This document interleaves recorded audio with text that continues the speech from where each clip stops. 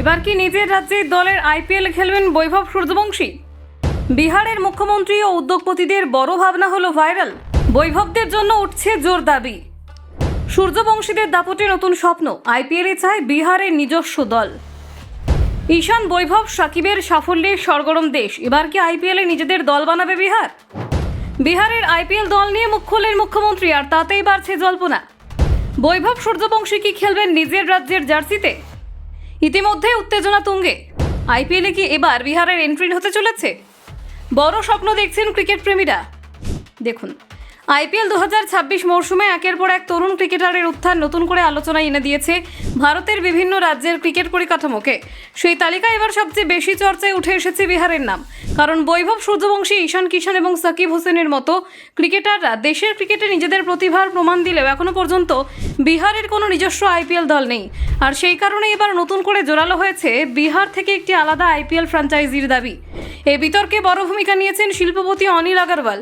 তিনি সামাজিক মাধ্যমে একটি পোস্ট করে প্রশ্ন তোলেন, যখন ভারতের বিভিন্ন রাজ্যের নিজস্ব আইপিএল দল রয়েছে তখন বিহারের মতো ক্রিকেটপ্রেমী রাজ্যের কেন কোনো দল নেই? তার বক্তব্য, বিহার বহু প্রতিভাবান ক্রিকেটার তৈরি করেছে যারা এখন জাতীয় ও আন্তর্জাতিক স্তরে নিজেদের পরিচিতি গড়ে তুলেছে। ফলে রাজ্যের ক্রিকেটপ্রেমীদের জন্য একটি আইপিএল দল হওয়া অত্যন্ত প্রয়োজনীয়। অনিল আগরওয়ালের পোস্ট সামনে আসতে বিষয়টি দ্রুত রাজনৈতিক এবং ক্রীড়া মহলে আলোচনার কেন্দ্রবিন্দুতে চলে আসে।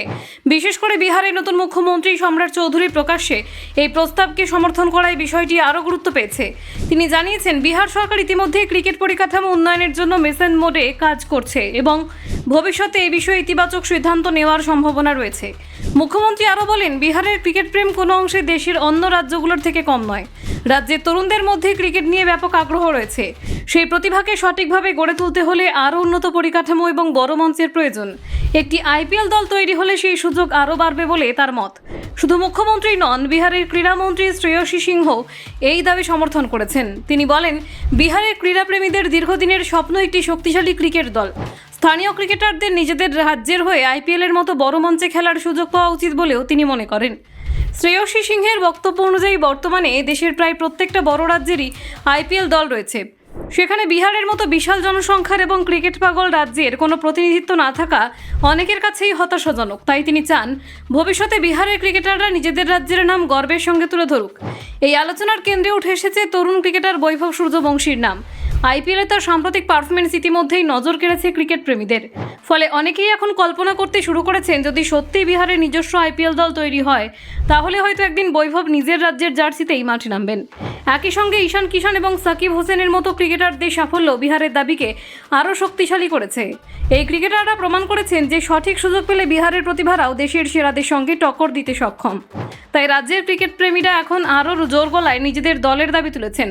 তবে বাস্তব পরিস্থিতি বলছে, এই মুহূর্তে নতুন আইপিএল দল যুক্ত হওয়ার সম্ভাবনা খুবই কম। কয়েক বছর আগে আইপিএল 8 দল থেকে 10 দলে সম্প্রসারিত হয়েছে। বর্তমানে প্রতিযোগিতার কাঠামো, সম্প্রচার চুক্তি এবং সূচির চাপের কারণে নতুন ফ্র্যাঞ্চাইজি যুক্ত করা সহজ নয়। তবু বিহারের দাবিকে একেবারে উড়িয়ে দেওয়াও যাচ্ছে না। কারণ আইপিএল এখন শুধু একটি ক্রিকেট টুর্নামেন্ট নয়, এটি আঞ্চলিক পরিচয় এবং আবেগেরও মঞ্চ।